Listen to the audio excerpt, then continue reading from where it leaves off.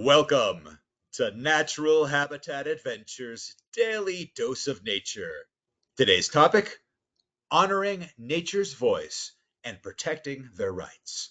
Presented by NatHab expedition leaders Blake Lavia and Tzintzun Aguilar-Izzo.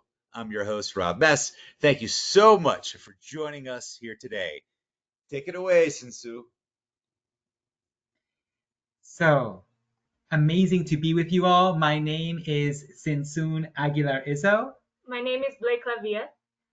And just to give you an idea where we are located, I'm going to switch to the next slide. We are right now in so-called New York State, but the very north of New York State, so far north that you can almost jump across the St. Lawrence River into what is now known as Canada. We are right now both living as settlers and in ceded Haudenosaunee territory, specifically the territory of the Kanien'kehá:ka Mohawk Nation. The river that flows by our house is the St. Regis or Akwesasne River, and that flows all the way to the St. Lawrence River, or also known as the Nganyatalawanane, or in Mohawk, or the Great River, which flows to the Atlantic Ocean. The St. Lawrence River carries the water from the Great Lakes. The Great Lakes, this huge, powerful body of water that is one of the biggest freshwater bodies in this world, one of the biggest freshwater basins in this world.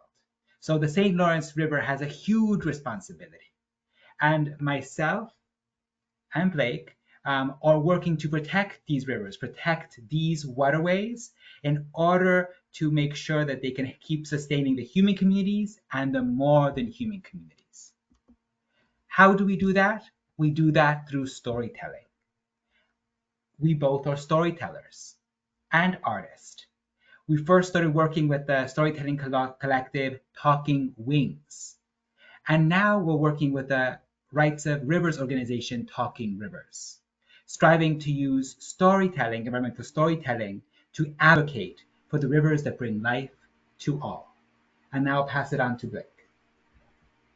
So, going forward from what Tzintzun said, and for the work we do, we really try to use art and storytelling to educate about the rights and rights, RITE, of the more than human world.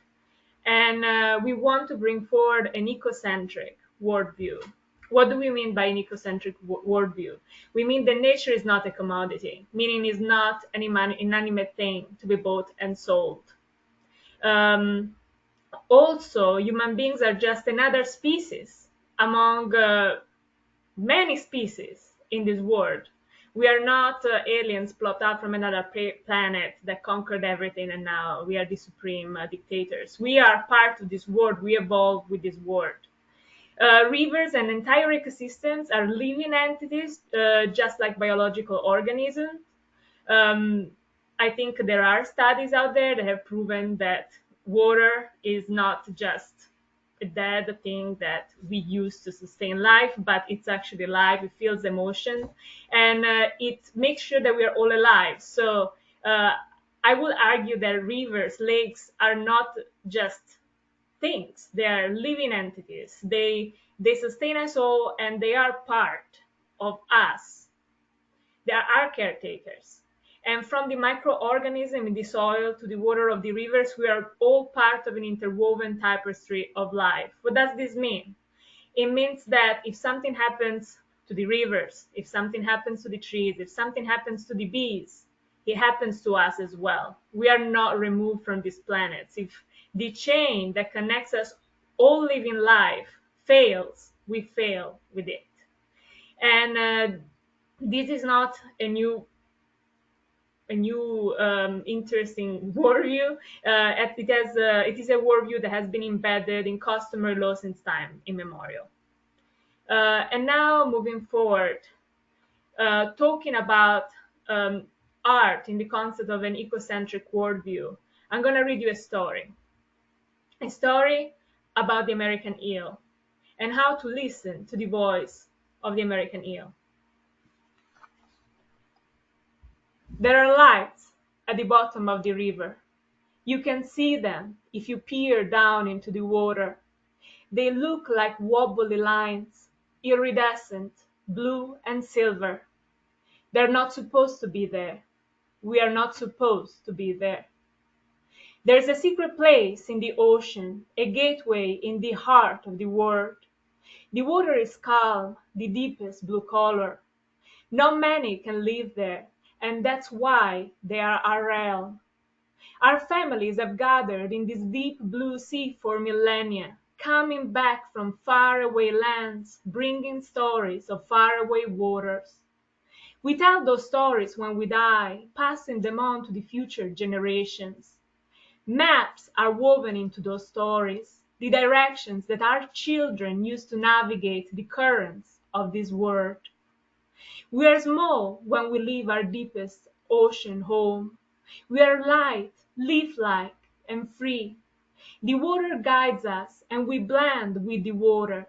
Our transparent bodies are just refractions, easily missed, specks of floating light. During the journey, we evolve, and by the time we reach the coast, we have grown longer, but not less transparent. This is when we find the streams and rivers our ancestors have traveled. The streams and rivers our ancestors have called home. A new journey now begins for us, a new adventure. We plunge into the river's estuaries and split into smaller groups as we travel upstream, swimming against the currents. Our bodies change again. Now that we have reached our new homes, we become the same color of the riverbeds, brown and yellow. There used to be so many of us. Some might say we owned the rivers, but we prefer to think that we were the rivers. Other species took advantage of our passage. Freshwater mussels hopped on our backs to swim the currents and find new homes. It was a beautiful life. The rivers lulled us, took us to far away and mysterious places. Sometimes we ended up in lakes. Some lakes are small, marshy, and nestled in the crooks of mountains. Other lakes are immense, so big they remind us of our birth. It's hard to leave our homes. How do you say goodbye to the world you love after 30 years? But we have to think about the future, the generations to come. It always comes a time when it's your turn to tell the story and begin a new cycle, a new life. We travel back to the ocean following the moon. The moon guides us, tells us where to go, reminding us that it is time to return. We take this trip in mass, changing shape as we go. We are not yellow and brown anymore. We become black, while our bellies are now white. If you were to look up at us, you think we were part of the sky. If you were to look down at us, you think you were part of the riverbed. Our eyes also change. They become big, some say immense and blue. Blue like the ocean we now yearn for, blue like our first home. It should be easy. We travel down the currents, hopping through the rapids all the way to the sea. That is how the story goes. That is what our parents and grandparents before us told. The story has changed. The rivers have changed. Immense walls now block our way to the sea. They slow down the currents, barring our passage. There's no way around them, just a hole with many sharp teeth. Many of us don't make it through the hole. A monster eats us and spits us at the bottom of the river. Our bodies accumulate, and our silver bellies facing the sky are not a disguise anymore. We are hundreds upon hundreds, light at the bottom of the river. As the sun shines upon us, you can see lights, wobbly, iridescent, blue. There are lights at the bottom of the river. They're not supposed to be there. We are not supposed to be there. So this is the story of the American eel in the St. Lawrence River watershed, particularly the American eels that are coming from the Great Lakes. In like in the northeast, in this area, in the waters of this area, the American eel used to be 25% of the biomass of all the rivers and stream and the lakes, and now is particularly in the Great Lakes is zero. By 1980, there were millions of eels going up the ladders of the major dams that block the flow of the St. Lawrence River, and now it's zero. And the major culprits of the American eel's demise in this area are the dams turbines of the two major dams, the Mosen Standard dams and the Beauharnois dams.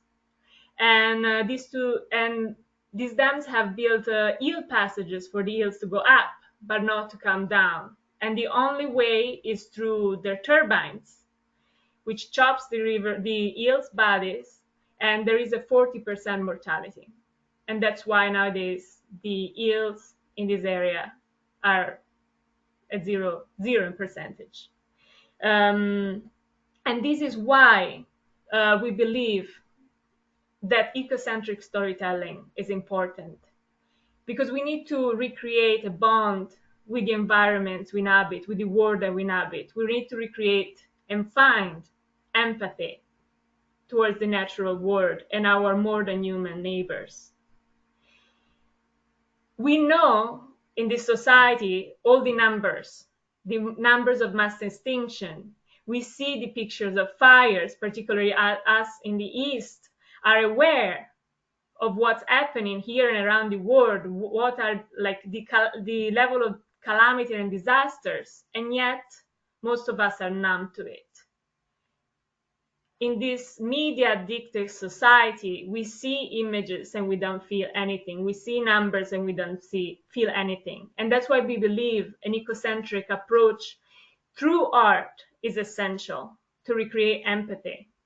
And in this case, this was my personal homage for the American eel. What would they tell us about their incredible journey that ends us in such a tragic way? And now I'm going to follow in the tone of empathy, connecting with our more than human neighbors, but jump a little bit back in history and to a completely different sphere with a completely different topic.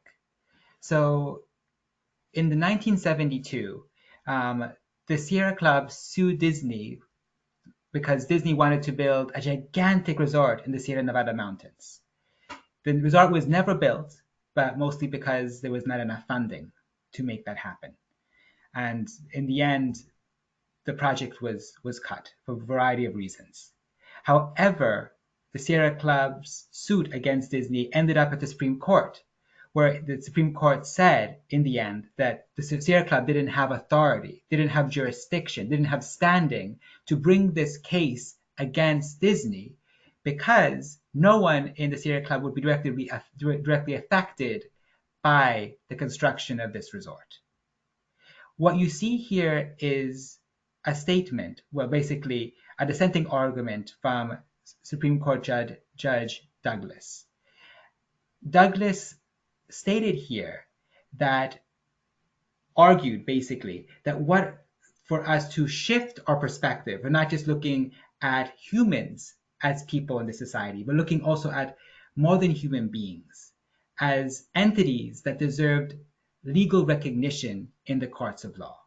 So federal courts in the name of inanimate objects about to be despoiled. He's talking here about what if trees, what if mountainsides had standing in court? What if they could act legally what if humans acting for these trees could stand up in their name and speak for these more than human entities? This topic is very wordy, it's hard to grasp, so I'm going to break it down a little bit. And it centers around the concept of rights. Rights in society, as we know, is very complex, very political, but if we break it down to its basics, rights are entitlements.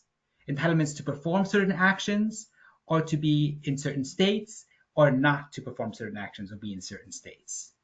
Rights are what someone deserves, what one can claim, what is due to someone. Rights are equitable treatment. Rights can also be a duty and obligation, like the right to vote. But if we narrow it down even further to like the basics of rights, rights are the codification of how to be in a good, right relationship with other members of a community, how to treat others respectfully. And I'm going to take this to talk about a concept which is called the rights of nature, the rights of more than human beings, whether they be more than human animal species, ecosystems, or natural entities like rivers. And this concept borrows from many worldviews, indigenous worldviews, but also worldviews from communities around the world that have practiced belief systems which acknowledge, codified the personhood of more than human entities. However, I'm going to talk about a movement that actually started pretty recently.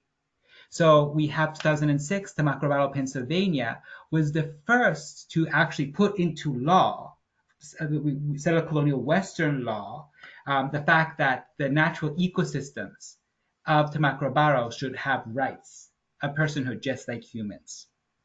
Ecuador, the whole country of Ecuador followed in 2008, including the rights of nature, rights of Mother Earth inside its constitution. And then we have a whole list of other countries, hundreds, a list of hundreds upon hundreds of cases. Here are just a few in which countries, municipalities acknowledge in some way the rights of the more than human world.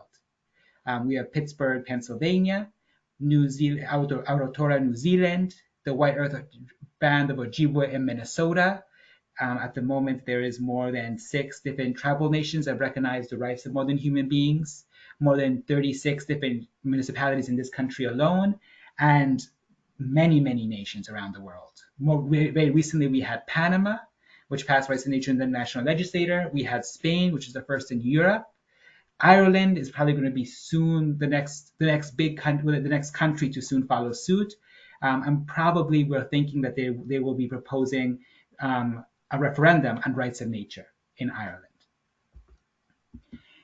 This, of course, has many ramifying possibilities.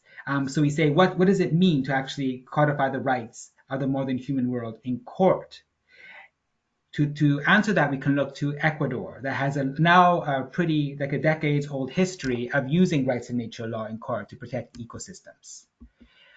One of the most significant court cases was the Los Cedros case. So in 2021, the Constitutional Court of Ecuador ruled that mining companies that wanted to build copper mines in the Los Cedros National Park couldn't. So they protected a very delicate mesophilic cloud forest ecosystem that had many endangered species of reptiles, of amphibians, monkeys, lots of mammals, of course, birds, very, very delicate ecosystem. They protected, arguing that the court need to take all precautionary restrictive measures in order to protect these ecosystems. And also stating here clearly, as you see in this quote, that it is not necessarily related, they were not ruling only to protect humans. They were ruling to protect humans. Humans were included in this protection, but they were mostly also focusing on the more than human animal species.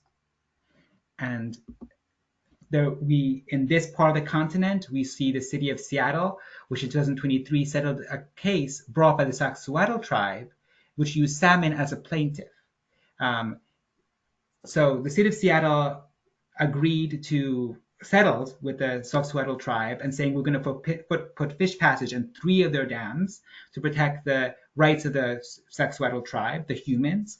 They did not mention in their settlement the salmon, but the settlement were included in the initial legal case and were part of the activism that brought to this moment in time.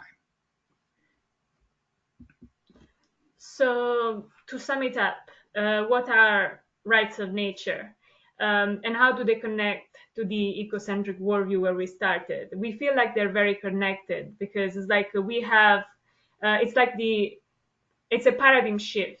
If we recenter nature, if we recenter humans within nature, and we realize that we are not the only rights holders, but the entire ecosystem has a right to exist, thrive, and evolve, and be happy just like we are, then we can understand how rights of nature came to be, and then how it can be enforced in courts. So briefly, how would it look? How does it look like when it's implemented into law? How does it look like when it like when you put it in a law? So we're talking about the recognition of the legally enforceable rights of nature, ecosystem, and species. And we're talking about civil rights type protection for nature. So the same rights that apply to human beings would go to a forest, to a mountain ecosystem, to a watershed, to a specific river, or to a specific more than human animal species in a river. And we're talking about civil rights type of rights for those ecosystems or species. And the natural entity has the right to be represented by a guardian. So of course, it would be ludicrous to think that a river goes in a court of law and stands for themselves. But human beings, on behalf of the river, can sue, or and if the river or the forest are coming to harm. And why is this important? Because, like in the case of the Sierra Nevada mountains, there might be a very an endangered ecosystem, or an ecosystem you like to go visit, or like a natural place that where nobody lives, but that is like it's rare, and there is so many species there that live only there. But if you as a human being don't live there and don't have property there, you don't have any right. So if a company comes and agrees with the state that the place needs to be torn down because there is lithium underneath it, they can do it, and you don't have any rights of standing. This expands the rights of standing to say that any person or guardianship body can stand for the ecosystem and say no, because the ecosystem or a species themselves have right. We are talking about augmenting also and strengthening existing environmental law. If the environmental law we have was so amazing, we wouldn't be talking about mass extinction and a climate crisis. So when we talk about strengthening, we are talking about like what kind of permits for distraction can be allowed. A lot of the environmental laws nowadays permits a certain level of distraction. So if a company, an industry can agree with the state, they say we can pollute up to this point, which means that it's acceptable that this amount of fish in a river dies, or that this number of species might die, or this amount of people might get cancer. That's acceptable. That's an acceptable level of pollution. Indeed, we talk about places that are called cancer alley because this amount of destruction and pollution is permitted. Rights of nature would say no, this is not allowed. And we are created new and elevated standards for protection for ecosystem, including restoration required as a remedy. Because unfortunately, a lot of environmental law at the moment, even once the destruction or the pollution is stopped, does not require remedy to restore the ecosystem to the healthy state, or to the previous, or to bring back the ecosystem to where it should be. And so this is the theory behind the work we do, fusing art and law together, and helping communities in the process of understanding an ecocentric framework, and also advancing environmental law. And what we have been doing in our corner of the world is creating events and exhibits and community conversation to bring forward this topic. And at first, there was some resistance, particularly from some people that did not believe that rights of nature, or this ecocentric point of view, would be accepted by people because it's a very conservative area. But the more we talked to people, the more we brought forward this outlandish topic for many. People started listening and became very engaged, and we started having ex-river keepers to small dam operators coming to us and say, we want to see this happen. We want to help you make this happen. How do we do this? And also we have involved people all the way from high school to college students to help us in the process of mobilitating the community and informing people about this topic. And all together, this group of people that came, we wrote a Bill of Rights for the St. Lawrence Ganiatalo-Wanene River watershed, and also some blueprint law that local communities could consider adopting. And from this work, we had the town of Potsdam, New York, that in November 10, 2022, passed a resolution that we brought forward that commits them to rights of nature law and grant rights to the Raquette Anawate River, one of our beloved river in this area. And they are in the process of considering binding law, which we are very happy about. And also more recently, this spring, another town, the town of Orleans, New York, passed a similar resolution of like granting rights to the St. Lawrence River. And we do hope that they too will eventually move towards binding law. So now the question is, how do we take all of this theory and apply it to our daily lives? So we were talking in the context of natural habitat adventures, and we were invited to present by guides who saw work, read our work, attended our events, and like, we want you all to share these stories, to share it with the wider natural habitat community, specifically sharing the ecocentric framework perspective.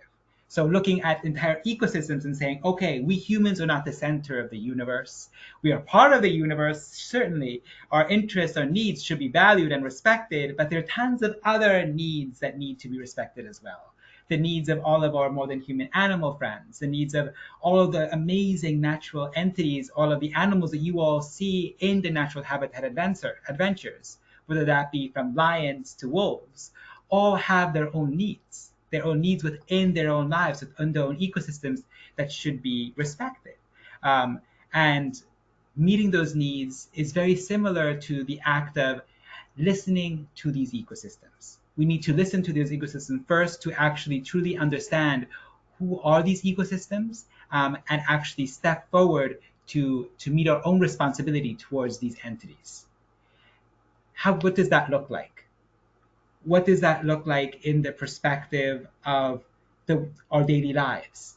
We believe it can mean everything from working to pass ecocentric law, but it can also mean stepping back and going to your own place of work, your own workplace, and saying, this is how the company I work for, this is how the organization I work for does its day job. We have a certain number of needs that we need met for our own personal lives and for the mission of the company or organization. But how can we make sure that those needs don't hurt the needs of our more than human friends? How do we make sure that those things don't hurt the needs of the wolves, of the lions, and all the other species, of the eels, of the otters? We believe that that this process involves taking a step back and actually opening your ears and listening to hear, metaphorically listening to hear, okay, I am standing here with my personality as a human, but the more than humans out there have things to say. We can listen to them through observation. We can listen to them through different forms of science. We can listen to them through traditional indigenous ecological knowledge. We can listen to them by just sitting in a space and making sure that we are trying to be aware of them. Not projecting our own thoughts onto them, but just being aware of who and what they are. So after we take that step, we can then see what their needs are and make sure that what we do, whether it be individually, whether it be as an organizationally, doesn't hurt them. We can also change the language that we use. Instead of referring to all these more than human animals as it, why not call them or he or she? Why not give them the dignity of changing the pronouns that you give to the more than human animals? Or just talking about them in ways that acknowledges their own personhood, acknowledges the identity and the entities that they are, and truly, truly respecting them. Um, and and last but not least, another thing that we can do is shift our way of thinking about ourselves. We are humans. We are human beings in this world. But as being human beings in this world, we have a great responsibility. Because in satisfying our needs, we necessarily have to, at this point in time within society, hurt the needs of many others. So we need to acknowledge that responsibility, but also acknowledge that we ourselves are not a singular entity. There are more bacteria, fungi, and viruses than human cells in our own bodies. There are many researchers and scientists that now say that we ourselves are complex organisms that could be almost be considered ecosystems. So we're walking ecosystems that we call ourselves human, interacting with many other ecosystems, such as the American eel, such as all the other beings any other being you can think of, not to exclude, of course, plant life, not to exclude the life of fungi, of mushrooms, or bacteria and archaea, the most ancient beings that exist on this planet, not to exclude the life of the planet itself. Many people in the southern part of this continent, in South America, refer to Mother Earth as Pachamama, a mother, a protective figure.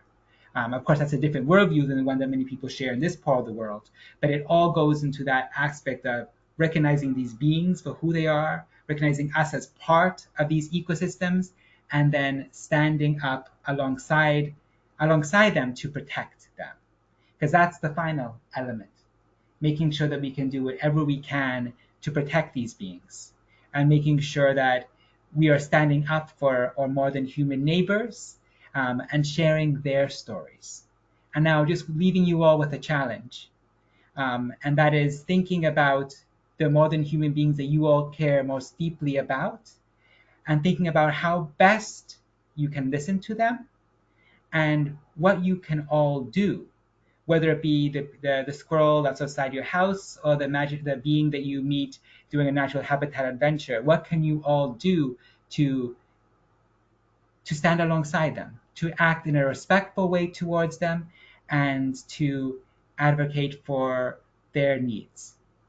And that can mean many different things. It can even just mean just showing them respect and honoring them as the magical entities that they are. So with that, I bring us to the very end of the conversation. We are Talking Rivers, an organization that is based in the Upper St. Lawrence River watershed. However, we have partners and we collaborate with people around the world. So if you all want to reach out to us, if you want to learn more about the work that we do, we invite you to go to talkingrivers.org.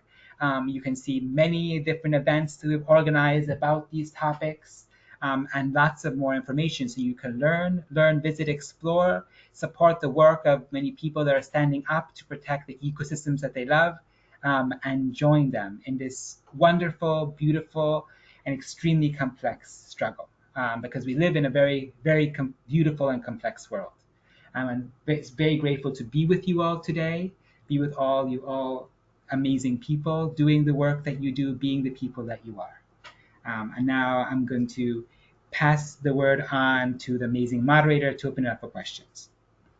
All right, thank you both so much. Now, before we start in with the question and answer session, I would like to remind anyone that if you do have a question, please feel free to submit them in the question field in your control panel. So, is there any way for us to find out what relevant lawsuits are going on right now? So yes, so if you want to find out any relevant lawsuits, at the moment in the United States, there aren't any lawsuits pending in the United States. At the moment, well, at least as far as my knowledge, there were cases that were happening in Florida. I think they've all been settled, unfortunately. But if you want to follow the case that we mentioned, the Soxhuatl tribe case, that I think is still happening. And the best place to go for that would be, there's two different organizations, or three different big organizations in the United States that work with rights of nature. Those are the Earth Law Center. You can look them up in a search engine. The Center for Democratic and Environmental Rights, and then the Community Legal and Environmental Defense Fund. All of those different organizations are the big US 3 organizations that are working in this topic. If you want to go international, there is GARN, the Global Alliance for the Rights of Nature. They work a lot mostly around the world, primarily in South America, because that is where lots of stuff is happening at the moment. If you want to see how these cases are being used, it's been, like I said, Western nature's been used for many different reasons, even to protect lots of national parks in New Zealand, in Ecuador, the Galapagos. So it's very relevant for people, for nature lovers around the world, to say, I want to see these species protected. Rights of nature has been used for that. So this mentioned the big 3 in the United States, and then the one big international one, GARN, the Global Alliance for Rights of Nature. You look them up, you can find lists of what's happening right now. Great, thank you for that. So we don't really have a lot of questions, but we do have a lot of comments and compliments for this topic. People are very happy that this is being addressed and how important it is. And I absolutely, beautiful visual arts and storytelling, using that to develop empathy and encouraging positive change has really inspired our audience today. So we really appreciate that. We do have a couple more questions. So yesterday, we all learned of the birth of a white bison calf in Yellowstone. Indigenous tribes came together to honor its birth and the significance to all of us.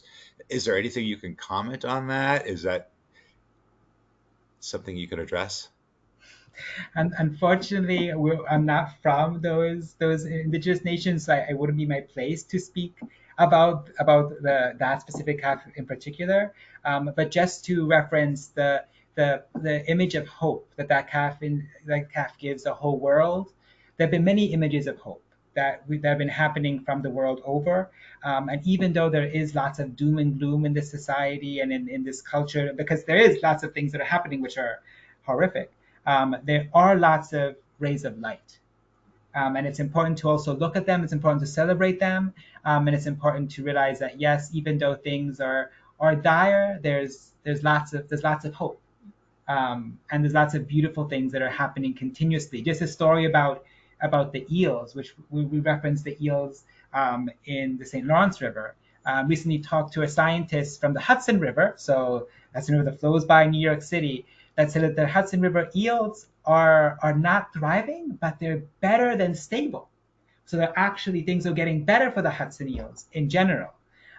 So there's tons of stories around the world. You can look at the dark side. We can also look at the light side. So I couldn't personally answer that question, but just saying that, yes, there's lots of rays of light out there, and we should look and celebrate them. Yeah. Is Talking Rivers involved in any other areas of the country or of the world, such as maybe Pebble Mine in Alaska, or do you just focus on the St. Lawrence in upstate New York? We our main work is in this area, but we are always open to collaboration. We have worked with people from the Great Salt Lake. We have worked with them with events. We have gone there. We really try even like to create tapestries of resistance. We really try to connect people's stories because everybody works in their little corners, and like we are all isolated, and that's why we are often like overbeared by this reality that is really hard to counteract. But if we can just reconnect and support each other even at big distances, there is more hope, even just moral support. So yes, we are always here, and we are always open to dialogue and to collaborating with anybody. And we have collaborated long distances, trying to even bring knowledge from other parts like for example what's happening to the Great Salt Lake. We organized an event in which we talked to people from the Great Salt Lake, and a lot of people of our area didn't know what was happening, and it was very informative. So we do collaborate when we can. And if you want to see some of those collaborations, you can go to our website or go to a website go to weavingrivers.com. It's a website that's called Confluence, a Tapestry of Rivers and Their Guardians. We have river guardians from around the world that have shared their stories. So if you want to find very inspiring stories, I recommend you can find it through a website or just go to weavingrivers.com, a confluence, a tapestry of rivers and their guardians. Great. Thank you both so much. Well, that's going to be about the last question that we do have for today. So I'd like to throw it back to you guys for any closing comments that you may have for us. Just as a very fast closing comment, when we think about a being like the American eel, that, as the story expressed, is born in the Sargasso Sea, and swims all the way to the rivers and streams from the Caribbean all the way up into Canada, or that its sister species, the European eel, swims everywhere from even South Africa all the way up into Scandinavia. And then they have to swim back again to the Sargasso Sea to birth the next generation. Those beings are, in some ways, embody the water cycle. They embody water. They connect and weave us all together. I believe that human beings also have the ability not just to do lots of harm, but to also do lots of good, and also act as connectors. We can connect stories, we can connect geographies, and in that very, in my opinion, privileged position, if we act responsibly and honoring our own responsibility, we can enact lots of beautiful, positive change. Yeah, and going along with that, I would say that one of the biggest challenges we have nowadays is that we are really stuck, at least in this society, behind computers, behind phones, scrolling through videos, and we really lost touch of each other and the world. And I believe that one of the biggest steps to do is like, of course, imagine like what we can do not to impact our planet as much as we are doing, and being good steward of the ecosystem we inhabit, but also to abandon the screen, or to at least let them go a little bit and look again at each other and look again at the world that surrounds us, and rebuild the connection, because it's a society that's becoming more and more disconnected. It's a society in which people don't talk to each other and are more and more lonely, and there is a media that fuel hatred and not cooperation and understanding. So that's my take. Like, let's look at each other in the face, let's communicate, let's recreate bonds, friendship, and let's imagine a better future for us all, in which we don't die in a boiling planet, but we have a sustainable economy and a beautiful relationship between each other and the world. Tzintzun, Blake, thank you so much for taking the time to present this very important topic to us today. And I'd also like to thank everyone who tuned in today. Now, if you're interested in information on how you can travel with NatHab, please give us a call at the number on your screen, or you could send us an email at info@nathab.com. Our adventure specialists are happy to help you out. Join us tomorrow for our next Daily Dose of Nature. You can check out this week's lineup, including our registration links, on the website at nathab.com/webinars. We did record today's presentation, and we will have the replay available on our website soon. With that, I will conclude today's webinar. Goodbye, everybody. We'll see you next time.